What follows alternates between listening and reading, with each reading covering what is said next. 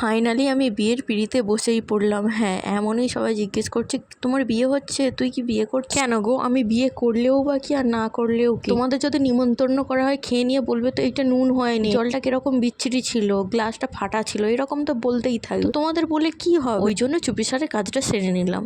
তো যাই হোক, আমি আমার ঘরে আছি, খাচ্ছি দাচ্ছি, আমি ঘরের করছি, আর আমার পাড়া পড়ছে, আমার আত্মীয় স্বজন তো মাথা ব্যথা পড়ে গিয়েছে। আর হাতে গোনা কয়েকটা বাড়ি আছে, তাদের না আছে ঘরে কাজ, না আছে কোনো কাজ কর্ম কিচ্ছু নেই। কার মেয়ে কি করছে, কার ছেলে কটা বিড়ি খেয়েছে, কিভাবে ঘুরছে না ঘুরছে, এটাই হচ্ছে তাদের একমাত্র উপলক্ষ্য। সারাদিন এই নিয়ে কাজ, মানে তোমরা বলতে পারো যে এই নিয়ে তারা গ্র্যাজুয়েশন বা মাস্টার্স ডিগ্রি কমপ্লিট করে রেখেছে, এমন একটা ব্যাপার। আর একটা কথা বলে দিই, আমাকে নিয়ে না ভাবলেই হবে, আমার ভবিষ্যৎ নিয়ে আমার অনেক তোমাদের এই নিয়ে টেনশন করতে হবে না। সাধারণ একটু মাথায় যদি বুদ্ধি থাকতো তাহলে এই কথাগুলো হয়তো বলতো না। ওইখানে যখন আমরা ফটো তুলছিলাম অনেক কথাই কানে এসছে, তো আমরা তখন সেই মুহূর্তে কিছু সাড়া করিনি, কেননা একটা কাজে গেছি, কাজটা বানচাল হয়ে যাবে, এই জন্য কিছু বলি। তা কি চাই যে আমার ছেলে মেয়ে ভালোভাবে বড় হোক, মানুষের মতন মানুষ হয়ে প্রতিষ্ঠিত হোক।